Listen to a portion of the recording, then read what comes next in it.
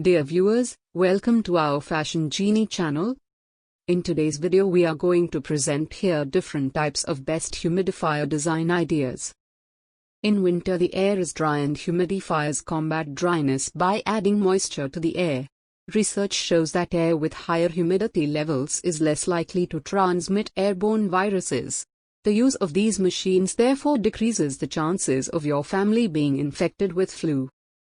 Warm mist humidifiers are also known as vaporizers and release a warm mist into the air by heating water within. It is preferred for those dealing with congestion, and you can even add some medicated inhalant to the water to get some relief. However, these humidifiers work best in smaller places. They are slightly more expensive than cool mist humidifiers and also use more energy. Cool mist humidifiers, on the other hand, create water droplets that are released in the form of a cool fog using ultrasonic technology. They are great for all spaces and have a really good water capacity.